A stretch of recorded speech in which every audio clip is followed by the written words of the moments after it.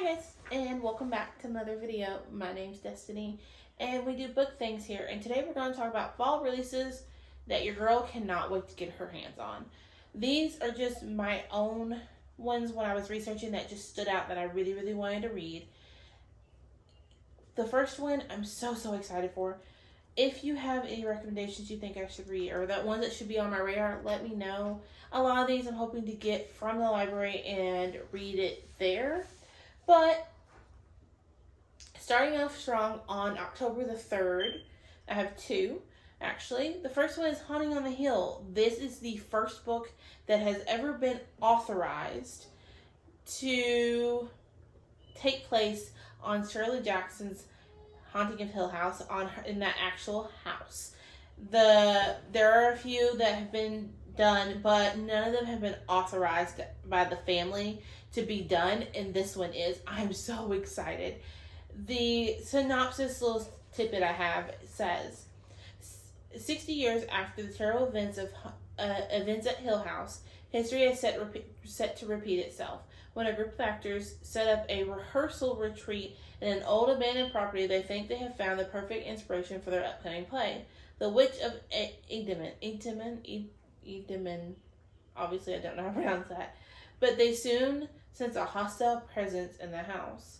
As a horror after horror unfolds, soon the question is, will any of them survive Hill House? I can't wait. I have chills. I'm so excited. The next one that comes out on the 3rd is Starling House. Step into Starling House if you dare.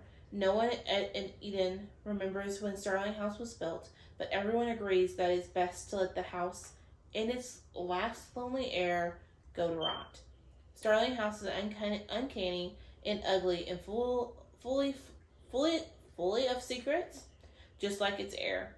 Opal knows better than to mess with the haunted houses or brooding men, but it might be a chance to get her brother out of Eden.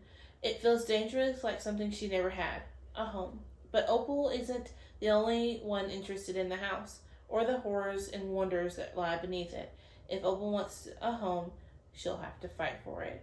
She'll have to dig up her family's ugly history and let herself dream of a better future. She'll have to go down into Underland and claw her way back to the light. Again, chills. I'm excited. I read this synopsis. I was like, definitely add to my TBR. We need that. The next one I actually have in my hands. It comes out on October the 17th.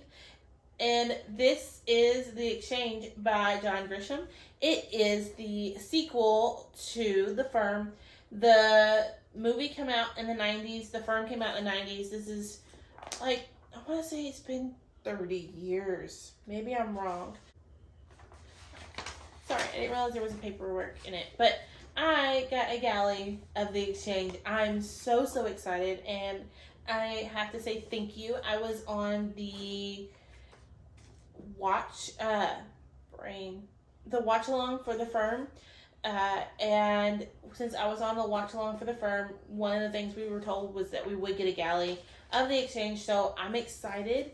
I have yet to read The Firm just yet. I am interested and plan on it. Your girl just went to the library and checked out way too many books this month to get to it, but in October I will be reading The Firm and then rolling right into The Exchange. And I didn't tell you what this is about. This actually follows the events after The Firm. The Firm is about a young lawyer who's out looking for his first job. He's a waiter and working his way through school. He gets hired on by a big firm, and not all that glitters is gold. This is a sequel to that after the events of The Firm, and so I don't want to spoil anything. The next one comes out on Halloween Day, and that is The Reformatory.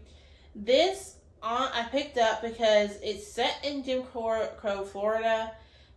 It follows a member of the author's family that is not spoke about, who went to a segregated reform school and the terrors they experienced. So it is fiction, but it's loosely based on this family member's pain that they went through, and I'm super, super interested. I read Dread Nation, and if you ever read I don't know if it was afterward, or there was a passage that Justina added to Dread Nation. If you read, it's actually set in some of these reform schools. It's actually based on some of the schools that Native Americans had to go to be civilized. And that's where she got the idea for her combat schools, and kind of how that idea built up. So I'm super interested in that. I'm super interested in the history and what they went through, because a lot of it still isn't talked about. Next, it comes out on the 7th of November, which I have 2. The first one is one I know book talk and book 2 are definitely a buzz with, and that is Bookshops and Bonedust. This is the prequel to Legends and Lattes. It is another cozy fantasy. If you know me, you know that Legends and Lattes wasn't like the big hit that it was for everyone else for me. But I'm still excited to give this a try. I'm still excited to read it. I gave that one 3 stars. It was good. It just wasn't like a slice of home nostalgia comfiness for me that it seemed to be for everybody else. But Bookshops and Bonedust follows Viv before the events of Legends and Lattes, as she is, if I'm right, she's dealing with an injury that throws her off her path, and kind of starts her on the path to Legends and Lattes. So I'm excited for that one. Next, that comes out on the 7th as well, is Iron Flame, which I don't need to say much more than I'm ready for Iron Flame. This is a sequel to Fourth Wing. If you've not read Fourth Wing, I don't know where you've been. It might not be your cup of tea, which I understand. If you don't like YA fantasy romance that's kind of cringe and kind of convenient, you're not going to like Fourth Wing. I don't recommend you pick it up. It's just not for everybody's cup of tea. I have stopped myself from watching a couple of videos of YouTubers who I know do not read YA. They do not read that teenage angst. It just is not for them. My best friend's that way. She does not do teenage angst at all. And if there is any of it, she is like, it's cringe and she doesn't want to read it. And I completely understand that wholeheartedly. I have avoided their videos because I don't want to see somebody shit on a book that I really enjoyed. They're entitled to their opinion. I just don't want to give I don't want to sit through that. So I'm excited for Iron Flame. I'm excited to see where Violet gets to and how much more she grows into who she truly is. Next, and then on the 14th of November, is What the River Knows.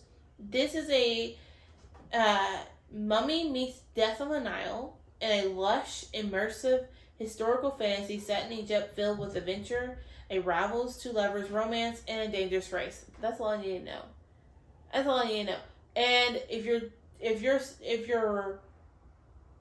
relating it to Death on the Nile, I'm expecting some kind of mystery element. If there's not a mystery element, I'm going to be a little upset that you even made that comparison and there's not a mystery. Just saying. And then the last one, it comes out on the 28th of November, and that is Mystery Guest by Nina Prose.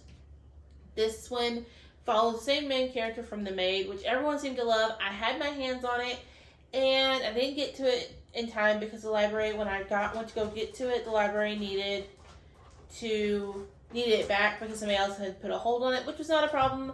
I will get to it hopefully before the 28th and get it read, and then I'll get my hands on the Mystery Guest. But we're following Molly again. Molly is in the middle of another murder, and to me, I think it's going to be like a cozy mystery series that goes on, which I'm excited for. But yeah, those are the books that come out in the fall that I'm excited for. I didn't do December. I stopped at November because for me, September, October, November are really fall months.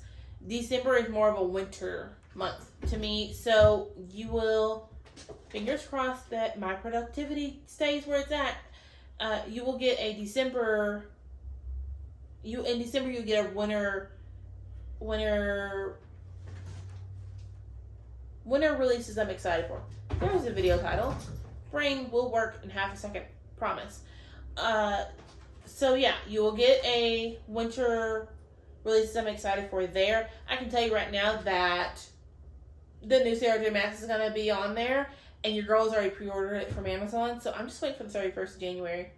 I'm just waiting. And if they don't get it to me by the 31st of January, your girl might go to Walmart and see if they had it. Because this year in February, I went the day before it was released to Walmart and found a copy of Sky and Breath sitting on a shelf where it wasn't supposed to be. I tried buying it. They told me, it's not ringing up. It won't ring up. We don't know why it's not ringing up. I was like, well, it doesn't come out till tomorrow. Y'all just happen to have it out. And so the Walmart employee was like, okay, well, come back tomorrow. You can have it. Bet. I showed up at 8 a.m. was like, okay, I want the book now, please, and thank you. And then had to hunt down the person who put everything back the night before. Just happened to be my luck, my blessing, that they were working that morning. It was like, oh yeah, I hid it for you behind a whole bunch of books. I knew you'd be back today, and I work the next 8 hours. So I figured you'd be back for it. So let me go get it for you, and went and got it, and I got it release day at 8:15. Like, I checked out. So your girl might be going to Walmart on January 31st to see if I can get my hands on it. If I can't, I'll just get my money back from Amazon. No harm, no foul. But that is the video. I hope y'all have a great rest of your day, night, or wherever you're at. And if no one's told you today, I love you. You are worthy. You are enough. And I'll see you in my next one. Bye, guys.